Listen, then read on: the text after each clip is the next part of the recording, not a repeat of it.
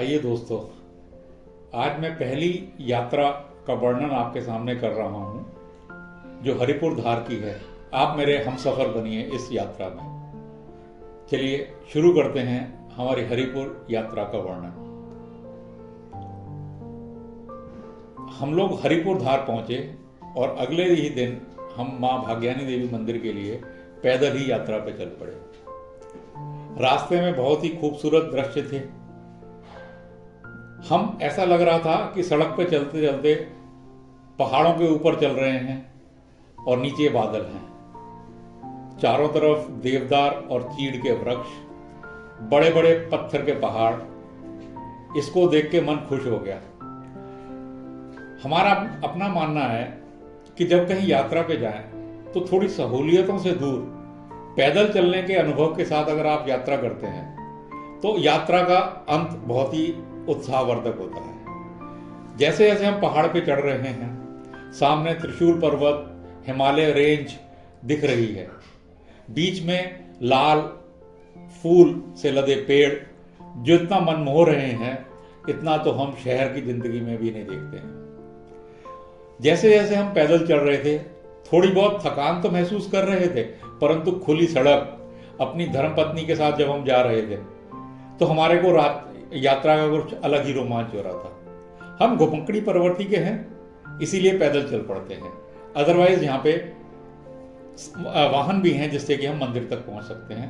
मंदिर तक की यात्रा लगभग 3.25 किलोमीटर की है और इस वक्त हम मंदिर के टॉप पे पहुंच चुके हैं। चारों तरफ आपको दिख रहा होगा विहंगम पहाड़ी दृश्य, पीछे हिमालय की भव्य चोटियां जिसमें त्रिशूल पर्वत, नागा पर्वत, चौखंबा पर्वत और यहाँ से लेके पूरा कश्मीर तक का स्नो, पीर पंजाल की श्रेणियां भी दिख रही हैं। आपको मेरे इस वीडियो के अंदर चोटियां बहुत पीछे पीछे दिख रही होंगी, परंतु जो चीड़ और देवदार के वृक्ष हैं ये आपका मन मोह लेंगे। ये यात्रा आप अपने खुद की संतुष्टि के लिए करते हैं, तब आप बहुत ही खुश होते हैं कि इस प्रकृति के पास जो आप वीडियो में देख रहे हैं, कभी जिसको आप वीडियो में देखते थे, आज अपनी आप आंखों से उस दृश्यों को सामने से देख रहे हैं। सामने से आपने देखा पहाड़ कितने लश ग्रीन है, इसको देख के दिल खुश हो जाता है। आप प्रकृति के साथ जितना जुड़ते हैं उतना ही आप वहां रुकने के लिए बाध्य हो जाते हैं। जो सामने पहाड़ दिख रहे हैं वो यहां से लगभग 40 किलोमीटर दूर चुरधार पर्वत भी दिख रहा है, जिसको मैं अभी आपको दिखाऊंगा। ये देखिए, ये माँ काली माँ का मंदिर है और ये माँ भाग्यानी का मंदिर है। ये लकड़ी का बना हुआ मंदिर है, बहुत पुराना मंदिर, और यहाँ के लोकल लोग यहाँ पे अपनी कुल देवी मानते हैं। ऊपर पर्वत के ऊपर जो आपको शिव जी की मूर्ति दिख रही है वह अभी निर्माणाधीन है। जिस वक्त हम यहाँ पहुंचे थे कुछ दिन पहले ही यहाँ पे स्नोफॉल बंद हो गया था। ये पश्चिमी साइड का जो बर्फ के अंश बचे हुए हैं ये आपको दिख रहे हैं। इस वक्त बर्फ पिघल रही है परंतु ठंडक है। आप एक बार जरूर आए हरिपुर धार के लिए। हरिपुर धार एक अनछुआ प्राकृतिक डेस्टिनेशन है जहां भीड़ भाड़ से दूर है।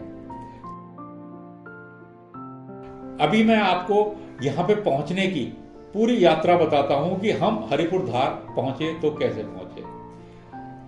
हम लोग घुमक्कड़ी प्रवृत्ति के हैं, हमारा यहाँ आने का कोई कार्यक्रम नहीं था। हम लोग एक फंक्शन के अंदर यमुनानगर गए थे, परंतु रात को फंक्शन खत्म करने के बाद गूगल मैप पे डाला तो पास में ही पांवटा साहिब है। हमारा अगले दिन का प्रोग्राम पांवटा साहिब घूमने का था। हम सुबह 9 बजे यमुनानगर 16 तारीख को पांवटा साहिब के लिए निकले। पांवटा साहिब में हमने गुरुद्वारा में मत्था टेका, वहाँ पे लंगर लिया और उसके बाद हमने यमुना नदी के दर्शन करने के उपरांत हमारा वहाँ मन करा कि यहाँ पे और कुछ देखने लायक नहीं है, तो हम सीधे सीधे नाहन चले गए। परंतु नाहन में ही हमारे को मालूम पड़ा कि यहाँ पे भीड़ भाड़ वाला एक हिल स्टेशन है जो हमारे को पसंद नहीं। हमने वहीं बस में ही दूसरी बस को बदला और 2:30 बजे हम नाहन से हरिपुर धार के लिए चल पड़े, जो लगभग 95 किलोमीटर दूर है। बहुत ही मनमोहक रास्ता। रास्ते में श्री रेणुका जी रुके, वहाँ पे झील के दर्शन किए और तदुपरांत ही हम सीधे चल पड़े हरिपुर धार के लिए, जो वहाँ से लगभग 62 किलोमीटर दूर था। रास्ते में घुमावदार पहाड़ियाँ थीं। हम केवल ड्राइवर साहब के और कंडक्टर साहब के कहने पे ही यात्रा वहाँ तक हमने बनाई और लगभग शाम को 7:15 बजे हम हरिपुर धार पहुँचे तो बिल्कुल सुनसान था, एकदम ठंडक। टेम्परेचर वहाँ पे 8 डिग्री था, जो कि हमारे को नीचे पांवटा साहिब में लगभग 25 डिग्री था।